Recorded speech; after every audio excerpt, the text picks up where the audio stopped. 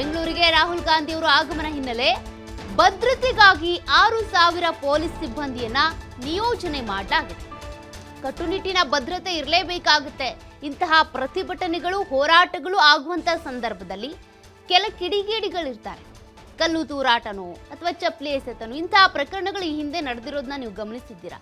ಹಾಗಾಗಿ ಆ ರೀತಿಯ ಕೆಟ್ಟ ಘಟನೆಗಳಾಗಬಾರ್ದು ಅನ್ನುವಂಥ ಕಾರಣಕ್ಕೆ ಇಂಥ ಬೃಹತ್ ಮಟ್ಟದ ಹೋರಾಟಗಳು ಅಥವಾ ಪ್ರತಿಭಟನೆಗಳು ಇದ್ದಂಥ ಸಂದರ್ಭದಲ್ಲಿ ಭದ್ರತೆಗಾಗಿ ಮತ್ತಷ್ಟು ಪೊಲೀಸ್ ಸಿಬ್ಬಂದಿಯನ್ನ ನಿಯೋಜನೆ ಮಾಡ್ತಾರೆ.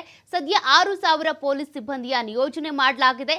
ಬೆಂಗಳೂರಿನಲ್ಲಿ ಭದ್ರತೆಗೆ ಅಂತ ಒಟ್ಟು 15 ಸೆಕ್ಟರ್ಗಳಾಗಿ ವಿಭಜನೆ ಮಾಡಿದ್ದಾರೆ.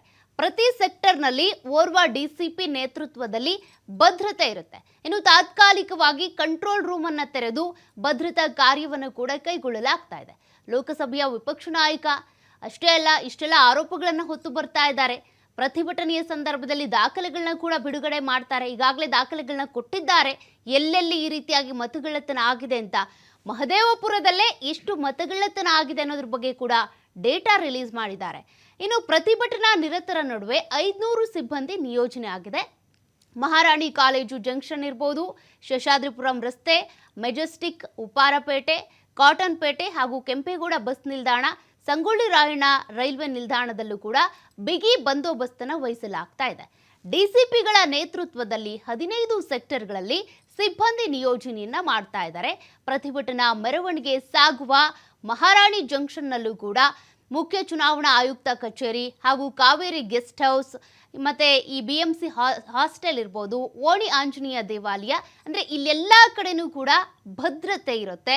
ಮೆರವಣಿಗೆ ಸಾಗುತ್ತೆ. ಅಂದರೆ ಕಾಲ್ನಡಿಗೆಯಲ್ಲಿಯೇ ರಾಹುಲ್ ಗಾಂಧಿ ಅವರು ಚುನಾವಣಾ ಆಯೋಗದವರೆಗೂ ಕೂಡ ನಡ್ಕೊಂಡು ಹೋಗ್ತಾರೆ. ತದನಂತರದಲ್ಲಿ ದೂರನ್ನ ಸಲ್ಲಿಕೆ ಮಾಡ್ತಾರೆ. ಈ ರೀತಿ ಯಾವ್ಯಾವ ಏರಿಯಾದಲ್ಲಿ ಎಷ್ಟೆಷ್ಟು ಯಾವ್ಯಾವ ಕ್ಷೇತ್ರದಲ್ಲಿ ಮತಗಳ್ಳತನ ಆಗಿದೆ, ಫೇಕ್ ವೋಟರ್ ID ಎಲ್ಲೆಲ್ಲಿದೆ, ಯಾರ್ಯಾರ ಹೆಸರಲ್ಲಿದೆ, ಜೊತೆಗೆ ಆ ವೋಟರ್ ಐಡಿಯ ಕಾಲಂನಲ್ಲಿ ಏನೇನು ತಪ್ಪಾಗಿ ಬರೆಯಲಾಗಿದೆ, ಏನೇನು ಇಂಗ್ಲಿಷ್ ಅಕ್ಷರಗಳನ್ನ ತಪ್ಪಾಗಿ ಬರೆದಿದ್ದಾರೆ, ಅದೆಲ್ಲದಕ್ಕೂ ಸಂಬಂಧಪಟ್ಟ ದಾಖಲೆಗಳನ್ನ ರಾಹುಲ್ ಗಾಂಧಿ ಸಲ್ಲಿಕೆ ಮಾಡ್ತಾರೆ.